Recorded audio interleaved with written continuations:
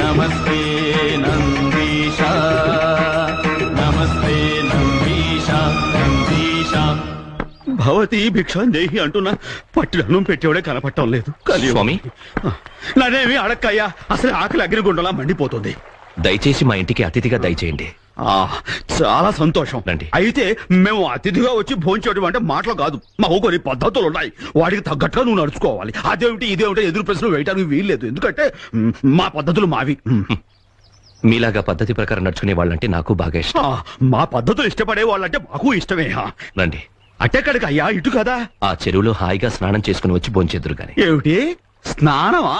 స్నానం చేయడం మా పద్ధతి కాదు. అంటే మీరు స్నానమే చేయరా? చెయ్యమయ్యా, చెయ్యకపోయినా చేసినట్టే లెక్క. చెయ్యకపోయినా చేసినట్టు ఎలా అవుతుంది స్వామి? ఎలా ఏమిటి? ఇప్పుడు గంగలో ఉన్న చేప ప్రత్యేకంగా స్నానం చేస్తుందా? చెయ్యకపోయినా చేసినట్టే కదా. ఆ గంగనే నెత్తి మీద పెట్టుకున్న వాడి పద్ధతి కూడా అంతే. నా పద్ధతి అదే. ఆయన నీ కోసం నా పద్ధతి ఒకటి మార్చుకుంటాను, స్నానం చేసేస్తాను. స్నానం స్నానం స్నానం. స్నానం అయిపోయిందయ్యా. ఇప్పటికైనా అన్నం పెడతావా, లేకపోతే నా దారి నేను చూసుకోమంటావా? లేదు లేదు, రండి భోంచేద్దురు గాని. రండి. అది సరే, తమకి చేతులు కడుక్కునే పద్ధతి అయినా ఉందా? అది లేదా? తీసుకోండి. ఆ పద్ధతి ఉందయ్యో. అయితే ఇప్పుడే కదా చక్కగా స్నానం చేశాను, ఇంట్లో చేతులు కడుక్కోవడం ఏమిటి? ఏమైంది నా చేతులకి? ఒక్కసారి ఆ చేతులు చూసుకోండి స్వామి, అంతా మట్టే. మట్టే, అంత మట్టే. ఈ వేదాంతానికి ఏం తక్కువ లేదు, దయచేయండి. ఏమిటయ్యో నువ్వు అలా చకచగా వెళ్ళిపోతున్నావు? అసలే పెద్దవాణి, పైగా ఆకలితో ఉన్నాను కదా. ఈ మూడ పట్టుకోవచ్చు కదా. ఓ పద్ధతి పాడు ఏమి లేదు నీకు. ఏమిటయ్యా మొహం అలా చుట్టించుకుంటున్నావు? శవాల కాళ్ళని కంపేమైనా వస్తున్నావు దాంట్లోంచి? ఏమిటయ్యా చూపు? నేనేమన్నా శ్మశానంలో తిరిగే వాళ్ళ కనపడుతున్నా నీ కంటికి? నాకు కళ్ళు ఎక్కువయ్యో. నువ్వు మొహం చుట్లించుకోవడం, ముక్కులు ఎగరేయడం నేను మూడో కంటితో కనిపెట్టేయగలను. అంత తెలియదు అని అనుకోకు. స్వామి, అన్ని మీకే తెలుసు, మాకేం తెలియదు, దయచేయండి. ఇప్పుడు నీ పద్ధతి నాకు బాగా నచ్చిందిరా అబ్బాయి.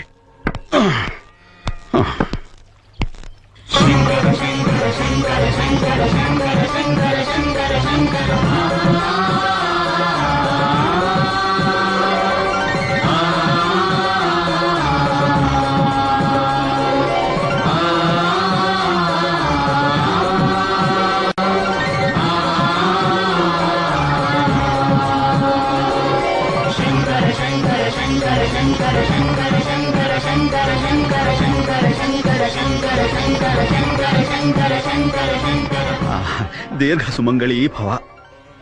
కాత్యాయని, స్వామివారికి త్వరగా భోజనానికి ఏర్పాటు చేయి, దయచేయండి. కూర్చోండి. త్వరగా పెట్టమ్మా, కడుపులో సామగానం పాడుతోంది.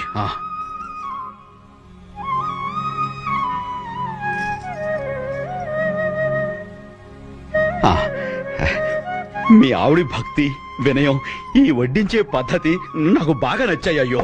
అవునవును, తమరి శుచి శుభ్రత పద్ధతి ముందే ఆవిడికి తెలుసుంటే ఆవిడ వడ్డించే పద్ధతే వేరుగా ఉండేది స్వామి. ఏంటయ్యా ఏంటిది? ఆకులు అన్ని వడ్డించాక పరిసేచన చేసి తినడం ఆచారం అంటే? ఏ మనిషో ఏమిటో, ఏమాత్రం ఆచారం తెలియదు. నీ ఆచారం గీచారం అన్ని శుద్ధ దండగా. వచ్చిన వాడికి కడుపుకి ఇంత అన్నం పెట్టడం ఒక్కటే పద్ధతి.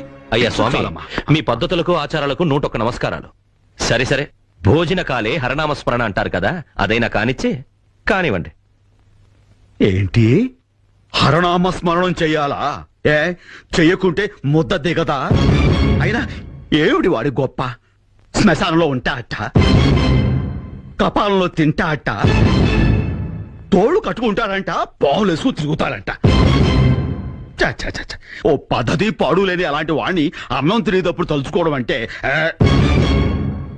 హరనామస్మరణ అంట. హరనామస్మరణ భోషణం ఏం కాదు. లేపేకి తిన్నాక లెగుస్తాలేవయ్యా, ఆకలి మండిపోతుంది. నీకు పుణ్యం ఉంటుందిగా. నీలాంటి వాడికి భోజనం పెడితే వచ్చేది పుణ్యం కాదు, పాపం. వయసులో ఏంటయ్యా వయసు? ఈ వయసులో 10 మందికి మంచేదో చెడేదో చెప్పాల్సింది పోయి నా శివయ్యను నోటికి వచ్చినట్టు తిడతావా? లెమ్మంటుంటే ఆకులో అన్నం పెట్టి లేచిపోమంటున్నావు, ఇదేం పద్ధతి అయ్యా? ఏ స్నానం చేయమంటే ఇలా అనుకుని అయిపోయిందన్నావుగా, తినడం కూడా ఇలా ఇలా అనుకొని అయిపోయింది అనుకొని దయచేయి వెళ్ళవయ్యా. నువ్వైనా చెప్పమ్మా. నువ్వెలా చెప్పగలవులే, మౌనవ్రతం కదా, మాట్లాడకూడదు. ఏయ్, నీ మాయ మాటలు చాలు, పో బయటికి.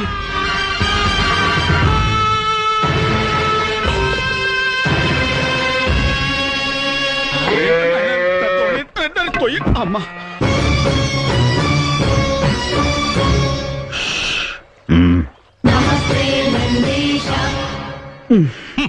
పో. రే అబ్బాయి, నీ పద్ధతేం బాగోలేదురా.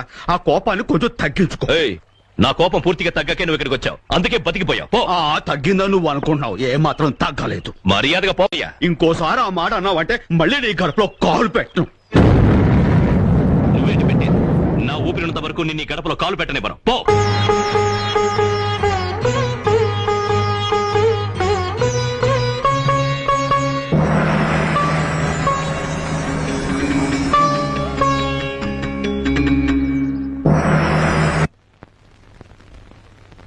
గడపలో కాలు పెట్టడట, పెట్టకపోతే ఏ?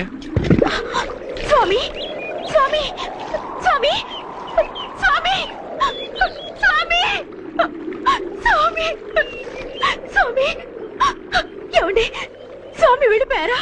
వెళ్ళలేదు, మెడపట్టి బయటికి గంటేశాను. అయ్యో అయ్యో, ఎంత పని జరిగిపోయింది. ఏమిటమ్మా, ఏమైందమ్మా? ఏం జరిగిందమ్మా? జరగకూడదే జరిగింది.